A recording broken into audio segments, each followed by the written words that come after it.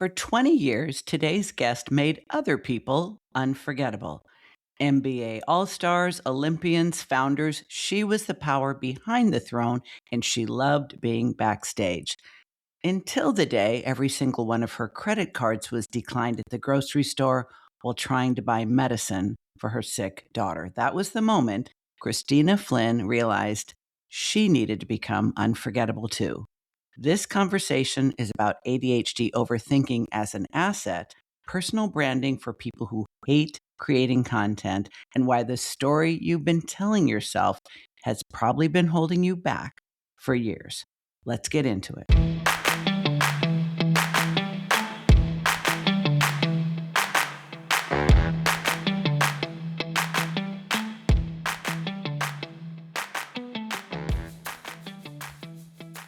Like most females, you didn't figure out you had ADHD until your 30s.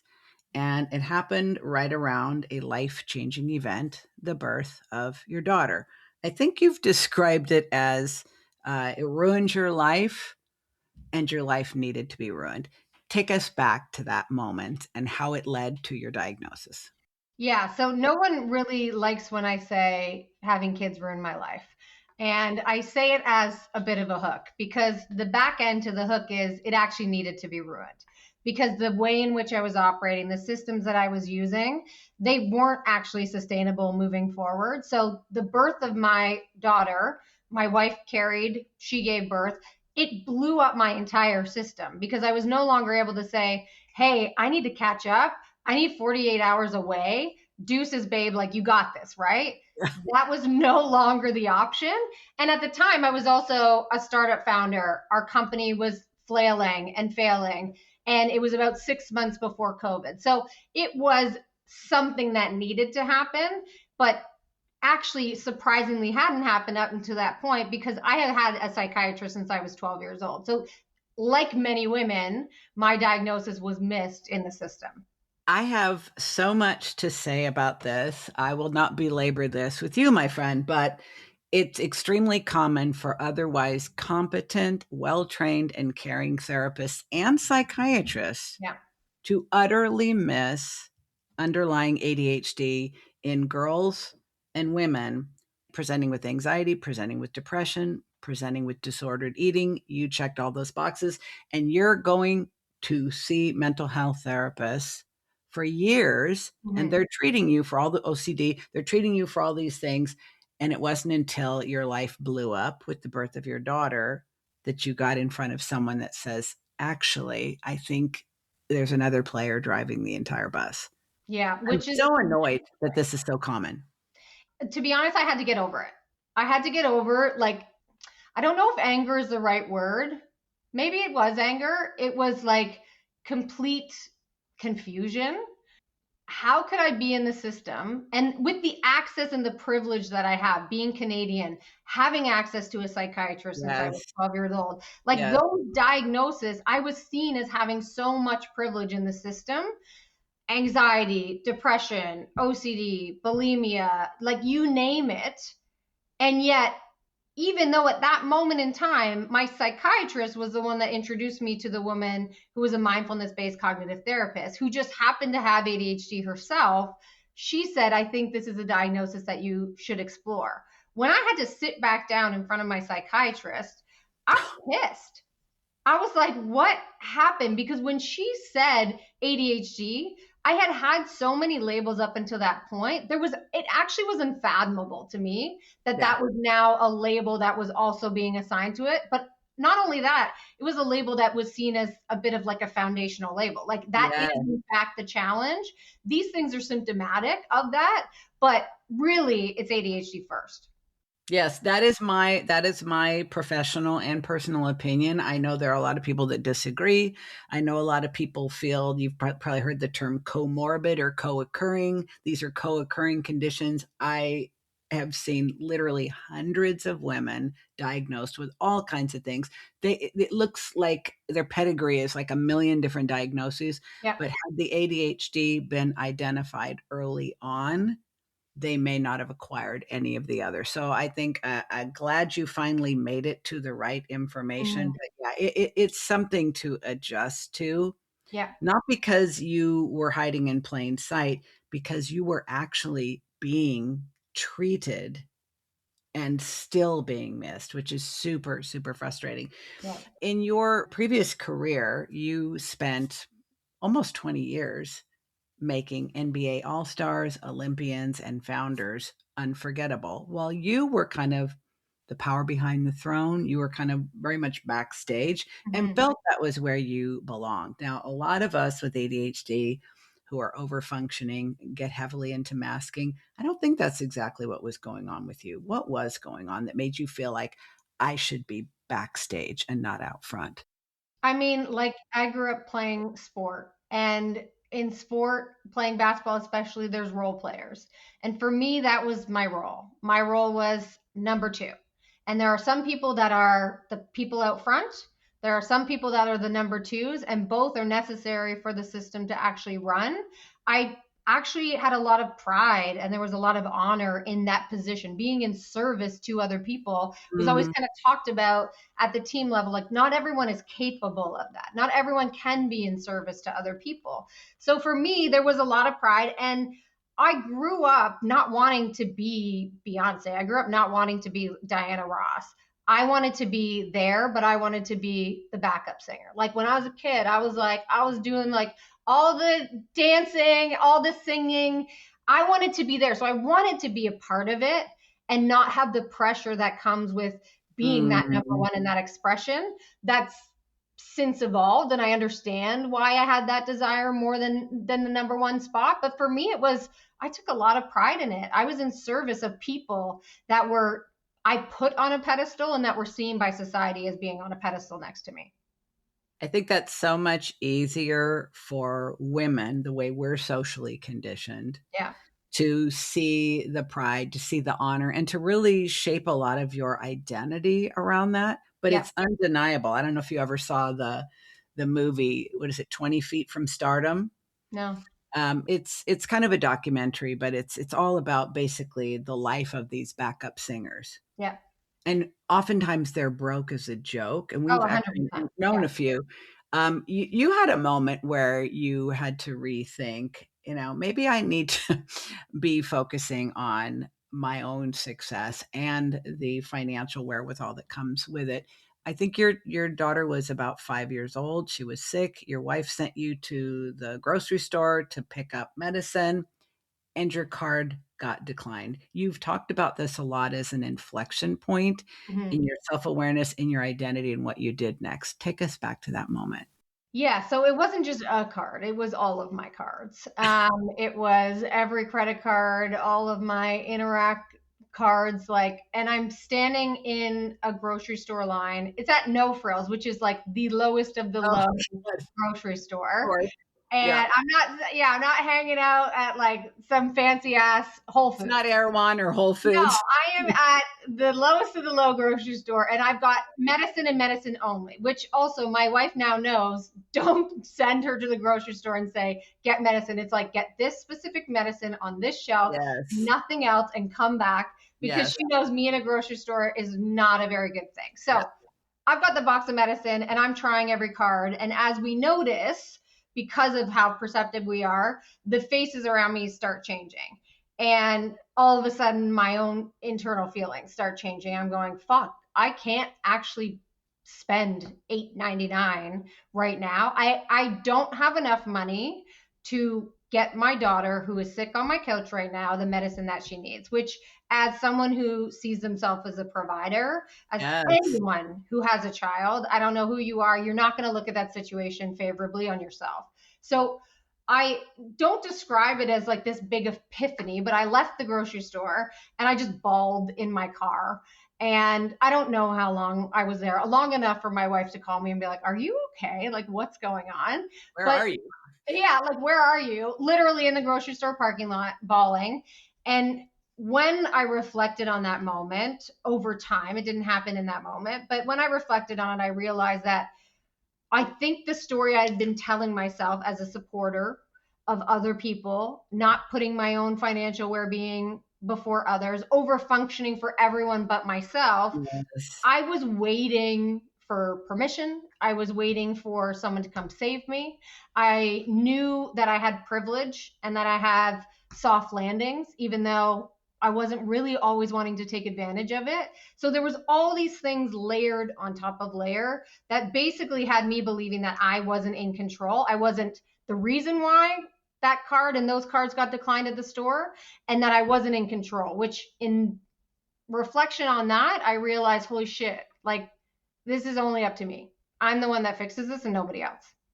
First of all, even though they got it wrong for a lot of years, you definitely benefited from all that therapy Well, because I'm a therapized woman, let me tell you. you most definitely are. It definitely shows your self-awareness and your ability to feel your feelings, but then step back from them and say, okay, how the fuck did I get in this situation and what am I going to do about it? And I applaud your choice of, all right, well, I've been believing a fantasy and I'm now in a very real life with a very real problem and I need to take responsibility for a solution. So what am I going to do differently?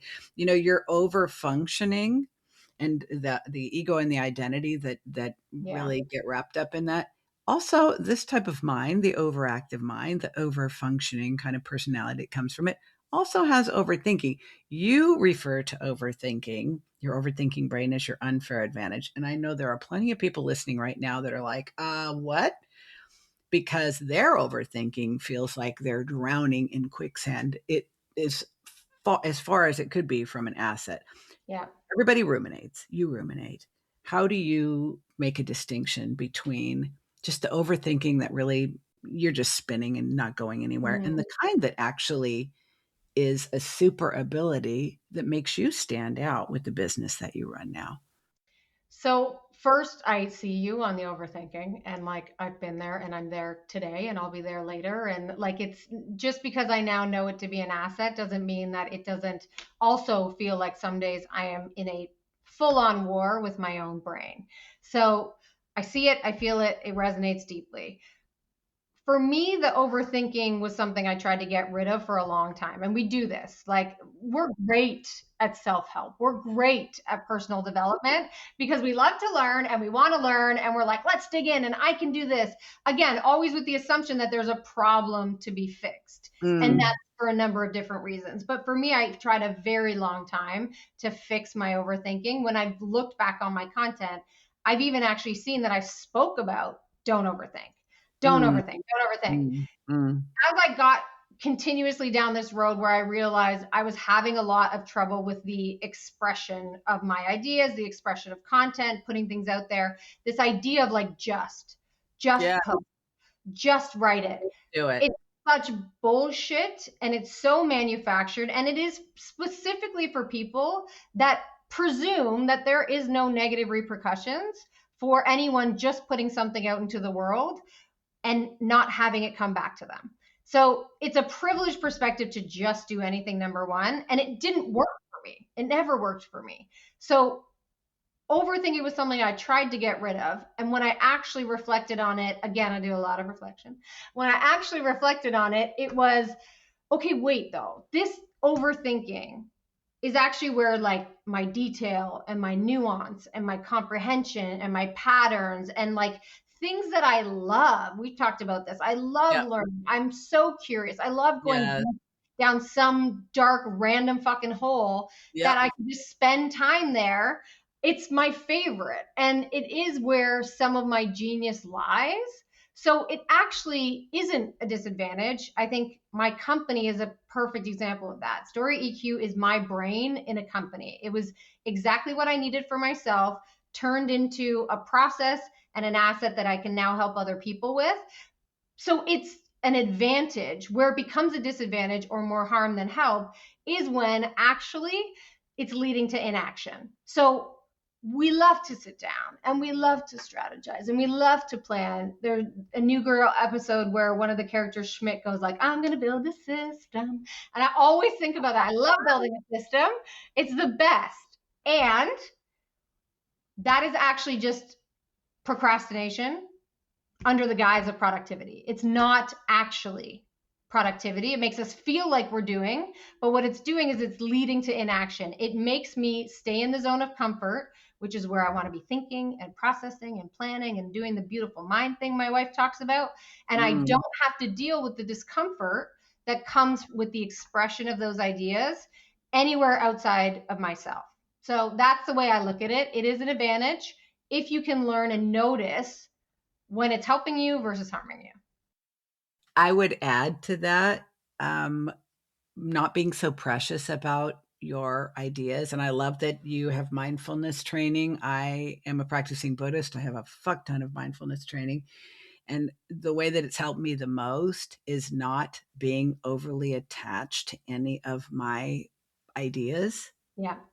no matter how well developed they are, because that overthinking, you tend to get very attached to this idea baby that you've created. And then the thought that you might not do anything with it or that you've wasted your time. I now Or you think, okay, failed. or that you failed, or that somebody else, you should be further along, all of those really unhelpful things. If you have an overactive mind, it's going to produce a lot of thoughts. Some of them are going to be brilliant and get you well paid. Some Mm-hmm. of them will just be stimulating in the moment, Yeah. and they can sit in the parking lot, and they don't all have to be winner winner chicken dinner. But also, having no ability to contain any of that Yeah. means you're going to lose a lot of sleep and have a hard time getting things done. To that point, almost every entrepreneur with ADHD I've ever met, including I'm sure many people listening now, are sitting at any given time on half finished about pages for their website, abandoned rebrands. They have been trying to figure out how to talk about who they are and what they do, figuring out their own brand all by themselves. I don't recommend it. I know you don't. What are they getting wrong? Well, the fact that they're doing it by themselves is the first piece. And there's a couple of reasons why this activity and this exercise, although a lot of people sell it, a lot of people sell sit down and do the ikigai, sit down and do the mission statement, take this course in this 90 days will get you exactly what you need. The act of doing this by yourself is actually working against both biology and psychology, meaning that one, our brains are not primed for reality, they're primed for a perception of reality. So when we sit down to do the work that we do and to reflect on what makes us valuable, what makes us unique, how are we differentiated, why would anyone pay us, that is all informed by a very skewed reality of who we are and what we bring to the table. Add to that the fact that we don't even look at who you are is not a question you ask anyone in society. Everything always starts with what do you do? So your Mm, worth is tied to your work mm, undeniably at any way, shape, and form in any stage of your life. It just is. So we don't even look at, and we're not used to looking at, what is the story actually involved here. And then you add layers like corporate conditioning, quite frankly, where we're told all of these things. We're told, you know what? Opportunity is going to come. Opportunity is going to come. It's going to be handed to you. It's going to give you everything that you need. It's not true. So you're in this position where you have to sit down and you have to decide what your value is, and you have to decide how you're going to express that externally to anyone. And yet, even though you are to do all the exercises, why have you done multiple ikigais? Why have you done multiple mission statements? It's because you actually don't trust what you put on the page, because you've spent decades erasing everything that is unique about you and authentic to you.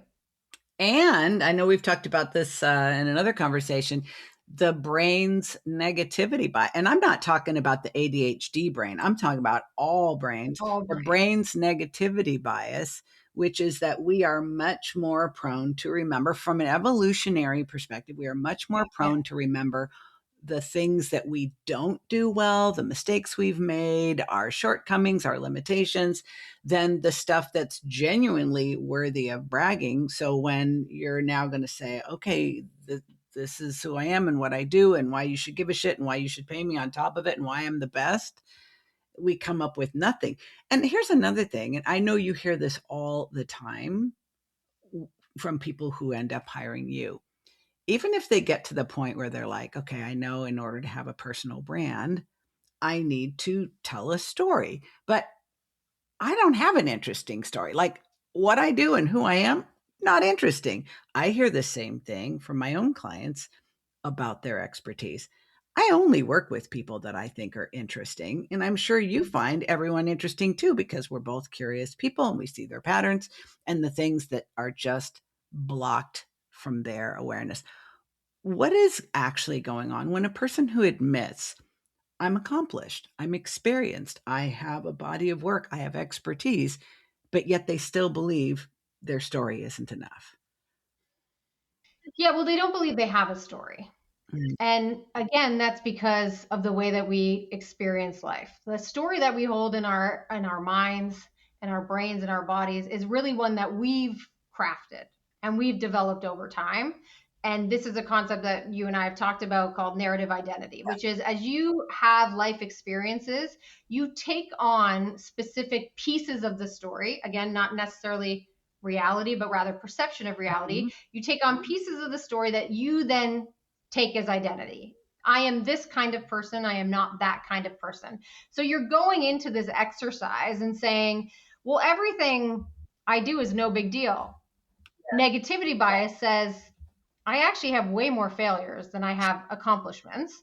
So I don't see why anything is all that impressive. And I can't tell, like I've sat with Mensa-level geniuses genuinely Mm. who say, I'm not interesting. I'm not smart. I don't have anything to bring to the table. So, this story that you've created about yourself is not reality, number one. Number two, it's this idea of the value that you assign to yourself, especially as ADHD people, is a really complicated thing. The therapy is definitely showing, and I'll tell you, it's always been interesting to me what fields folks with ADHD tend to gravitate towards, and Yeah. one of them is marketing and Mm. personal branding, and I think, it makes sense when you think about it from everything that you've been sharing, Kristina, but also we had to figure out what our story was from a very early age because we observed I'm different. I think about different things. I'm interested in different things. I go about things in a Mhm. different way. Most of us have gotten a fuck ton of negative feedback. Why can't you Mhm. just, your sister wouldn't do that. Can't you Mhm. just, so we have to make sense and we tell ourselves a story about who we are with the focus on the negative because we've internalized all that negative feedback and notice Yeah. I'm not like others. And then you have the audacity to start a business that centers around a personal brand. No wonder we're not able to recognize objectively that we're interesting, maybe even fascinating, and that we have Mhm. a story worth telling because the story we've been telling about ourselves, uh, it's hurtful and keeps us feeling stuck. Then to add to things, we tell people, well, you got to create content. You got to get out there and create content. You got to do behind the scenes content. You got to do it content, content, content. But you say that your story isn't about content, it's about context. And frankly, Mhm. a lot of people are like, I'm so sick to shit of this content marketing. It doesn't go anywhere. I'm not getting the traction. I'm Mhm. not even interested in doing it. So how can it be any good? And how could anyone else want to? What do you think changes when, for example, when they're working with you through your process and they finally get it? They're like, oh, the story underneath, the context, that changes everything I create in content from there, right? I think it changes your relationship to content, or at least that's what it's done for me. For me, story is not only context, it is cognition. It is my way of understanding the patterns and the themes and the through lines that have led me to kind of this moment in time. And when I do work with folks, that is the goal. It's I can tell you until you're blue in the face how amazing you are, but actually, instead of doing that, you're not going to believe it, number one. I'm going to show you objective evidence based on this transcript and the things that we've extracted to say to you, these are the facts. Mm. Not to say AI is not biased, which is something I use in my process, but these are the facts.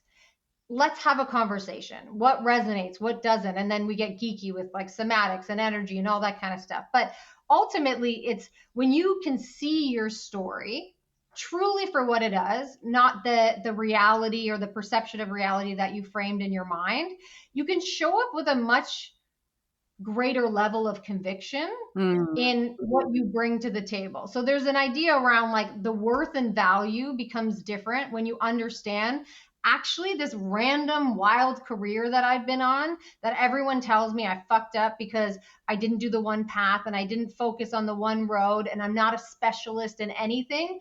Everyone tells us that. Our career is messy. Mine, I have never ever had a recruiter reach out to me on LinkedIn and be like, I've got a role for you.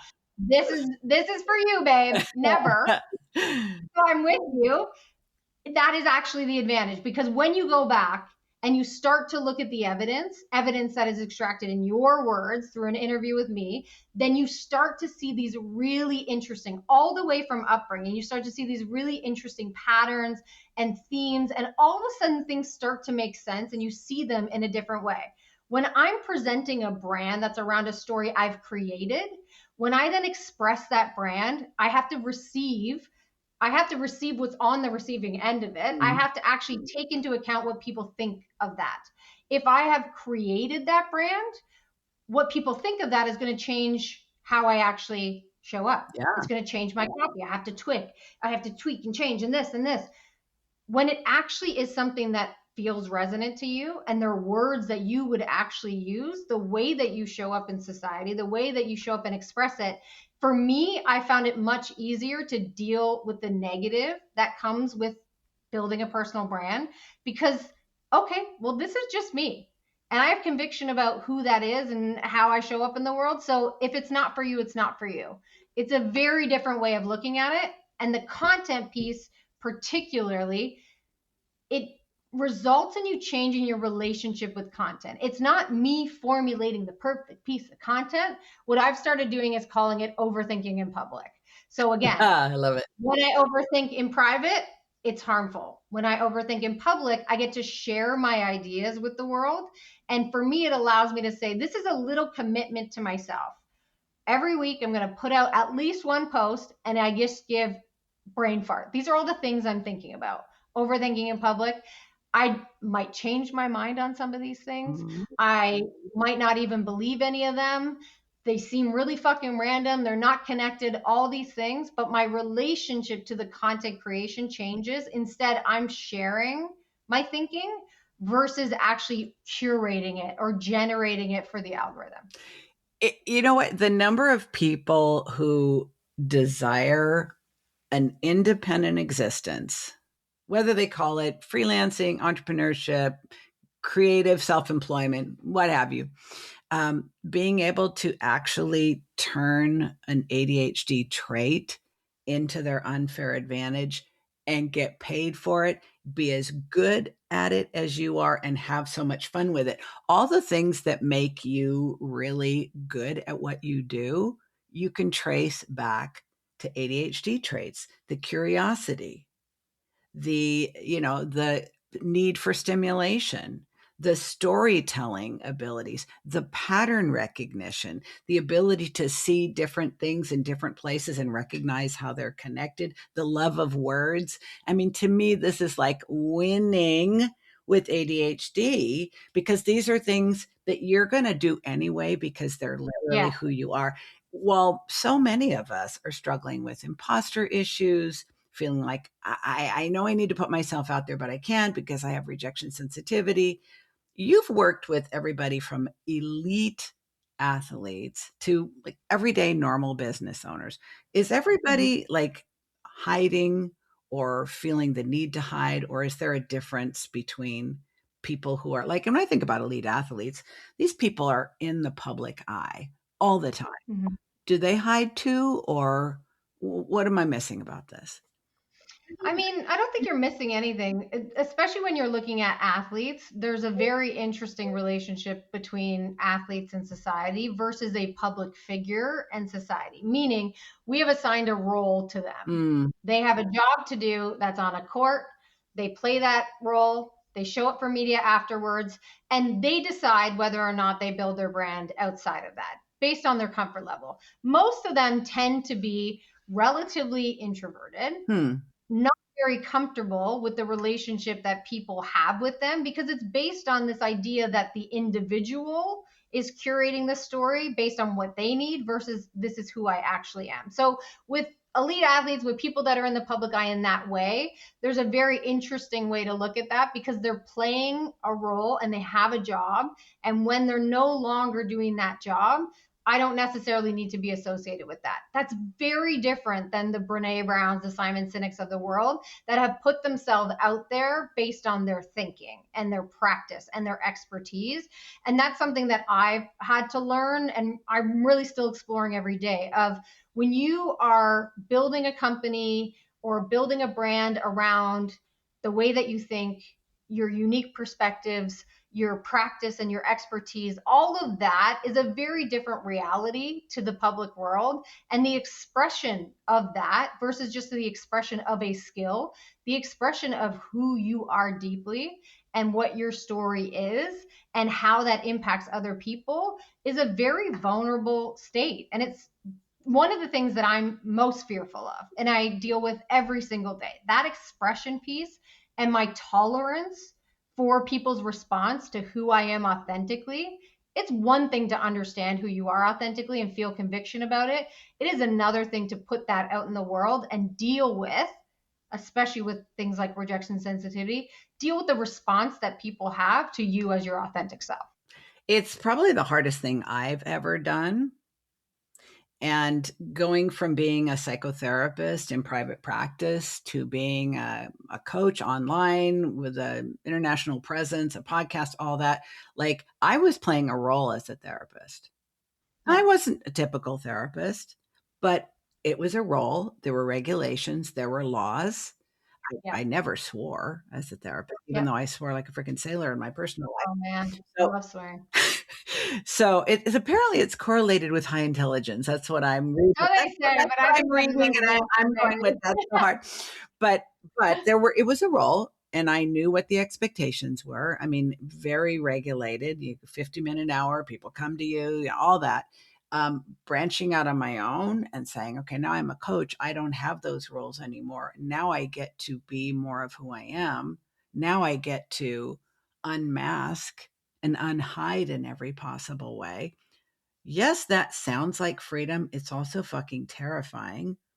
And it terrifying. takes time, and you have to kind of means test not only how much of you can the people who are paying attention tolerate, Mm-hmm. but how much of you sharing yourself can you tolerate regardless of the reaction you get. I mean, it's a process, and the longer you're I on think that process, the easier it gets. But then you can always get clapback, cancellation, and that can send you back to the dark ages. Well, and I think that's why I focus so much on self-trust, because I think that's ultimately the driving factor in response to the fear. Yeah. It's like I can be afraid, but if I trust myself, which doesn't happen overnight, and I think is done through like micro moments Yes. of you putting yourself out there, Yes. if I can trust myself, then I can be okay with the response. It may not feel good, but ultimately we know how the brain works, and exposure therapy is real. So if I can put myself out there enough times in the way that feels most comfortable to me, then over time, my brain, my nervous system will stop seeing that as a threat. But again, that is intentional action, and you are Yes. signing up for, like, the number one thing my clients tell me they are afraid of is what their old colleagues will think of them. It's such a good point, Kristina, because in truth, even if we never really cared much about those colleagues, I mean, we didn't invite them to our home for dinner. You Sure, didn't yeah. introduce them to your wife. It's like, but knowing, first of all, that you had the audacity, How dare you? but as you know, it's human nature to seek a sense of security. I won't say it's Yeah. security, to seek a sense of security doing what most people do. sticking with the herd. But you also know with ADHD, we make better outliers. You have created a framework that helps people create a brand that actually works. It's called the 4 Stories Framework. Now, we're not going to share the whole thing. First of all, we don't have time. And secondly, that's your intellectual property. But walk us through one piece of the framework, a concrete, stealable takeaway so that people can get a feel for that. So the 4 Stories framework really comes from my work with folks and the process that I take folks through. There's the new story, or sorry, there's the old story, which is like really your upbringing, your personality, the environment. What are the things that you've been telling yourself for a very long time? That's where limiting beliefs tend to come in. Then you've got this like existing story of how do you exist in the world right now, whether you believe it or not. People are telling a story about you. Our brains are wired for story.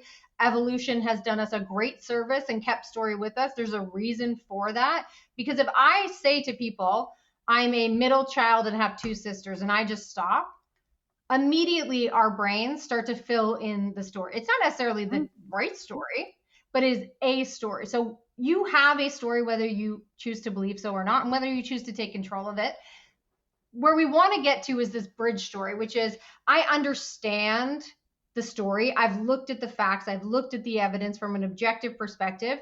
And these are the pieces of my story that I want to share with the world. I'm a firm believer that you don't have to share all the pieces of your story. Yeah. For example, I often talk about the fact that I now know at 4 is when I first lost self-trust. I don't say why. That's for me and me alone. And I get to decide, if ever, whether that will be shared. So I don't think story is trauma dumping. The part I want people to be thinking of is once I've decided this is the part I want to share, it actually no longer becomes about me. The new story is actually how do you take my story and how does my story need to be heard and received by the people I'm trying to connect with for that given purpose in order for them to resonate with my story. So we often say, okay, I've got my story, like I'm ready to go, and we shove it out into the world. And we tend to shove it all at once in one post. Here's my story. Here's where I am. It's not how story works. It's not how people remember you. And also you need to now shift this viewpoint and this perspective to how do the people that I'm trying to reach, how do they need to receive this story? Yeah. And what are the ways in which I need to tell that so they feel like they know why I'm different. They know why I'm unique. They know that I've helped other people like them. And they know that like my approach is something that resonates with them and feels good. Basically, do they like me? If you can do that, that's where story becomes really powerful. But you need to shift it. Not about you at that point. It becomes about them. You're reminding me how many of us with ADHD are oversharers. I mean, we're talking about overthinker, overdoer. Now we're talking about oversharers. Functioning, or yeah. Full transparency, Kristina. You and I originally met inside a program being run by the founder of Coach Fox. Coach Fox is the platform where I built my digital clone, AI, and you built something similar. Now, a lot of people are worried that AI just makes everybody sound the same. But you're not using it in that way. You are a storyteller and you help people tell their story. So how do you think about AI and how do you use it to make people sound more like themselves? Yeah. So, I mean, AI does a number of things. One, I'm not trying to get it to replicate me. KBot, which is my AI version of myself, allows me to scale my work. So I do 8 weeks, a full-on sprint with folks, but I don't do after that. I don't do continued engagement because I've learned that sucks my joy. It makes me want to puke in my mouth. I don't like it. What I want people to think of is not trying to get it to sound like you, rather get it to understand you. And what does it require in order to understand you is back to context. So AI, the issue with AI is not capability. It can do almost anything. The issue with AI is context. So what I do in my work with my clients is it's all about the data collection. It's all about doing a couple things. One, how do we gather the data around that story, the nuance, the specificity, so that when they come to write content, when they come to create, it's aligned with them and who they are and that kind of bridge story that we've created. But we've also got this data set that now gives the AI a plug-in to everything about you and all the nuance and all the details and preferences. Then we do this other layer, which is really about communication mapping. So you and I having this conversation here, we could do analysis on this transcript and we could say, what could be inferred about the way these two individuals speak from the data? So what are the words that they would actually use in conversation versus what an AI is going to put out in terms of the best word versus my next best word? Those are two very different things. And so capturing evidence of that and creating the context that says, you AI would say this because you're trained based on the median, the status quo. My next word is never that. And so you go back and forth with this process that allows for the feedback loop to train it and say, actually, no, this would be my next best word. This would be my next best word.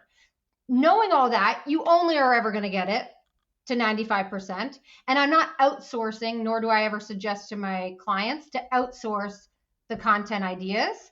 It's taking your ideas and putting them into a format with words that you would typically use that actually is something that you can post online. So that's one of those things. It's really a matter of, I use it for self-reflection. I use it for better understanding. How do I communicate? What is the language that I would typically use? When I can create a brand around language that is mine, not curated for me, my energy reflects that. My nervous system reflects that. When I step on stage and I'm not reciting who I am and what I do, I'm living it and I actually believe it because those are words I use, I show up, my energy shows up, the audience responds to that. We neurocouple in a very, it is super geeky how this stuff can benefit you. You are demonstrating a high level of self-awareness about your ADHD and how you can operate within your business. You remind me of another friend of mine, Evan Sargent, who also has a branding company. She does sprints. She has been a previous guest on the podcast.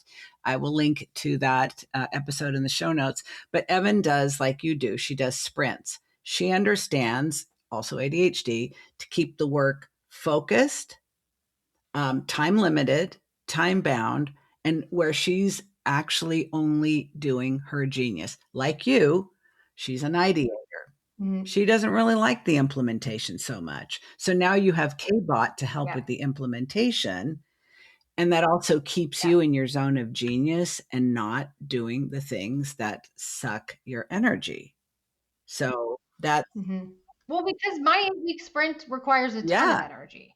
I need to give so much of myself, and we tend to do that really well, right? Like we're very good at giving space to other people, creating these containers so that they can feel seen. In order for me to do that effectively, I can't have a relationship with them where I'm resentful 100%. of that. I need to set up the environment so I want to give them that. I want to give them my all, but I also know, because you learn it the hard way always. You overextend yourself. And I also know now I can only do 3 clients a month in a way that I can give my full self to them. If I'm doing more than that, it gets real sketchy and I don't feel like I'm able to actually perform. I don't feel like I'm giving them my best self. So it's all a matter of, it's all experimentation. That's what business building is. It's having a thesis, putting an experiment out into the world, fucking it up, getting the data on that and saying, okay, what's the adjustment that I need to make? 100%. And you've come to the same conclusions that I have, Kristina, which is that I only want to work in such a way where I get to function at my very best. That means I have to handpick my clients and I have to only work with the people for the amount of time where I'm not going to get tired or resentful and where I get to be part of the progress they make. So having the audacity to make those choices is what makes our business sustainable. And acknowledging that that's a process to get there. 100%.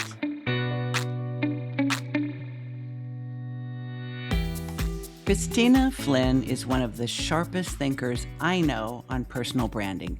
Go connect with her on LinkedIn, where she is living her overthinking in public practice every day. And then make sure you download her Story EQ framework at the link in the show notes.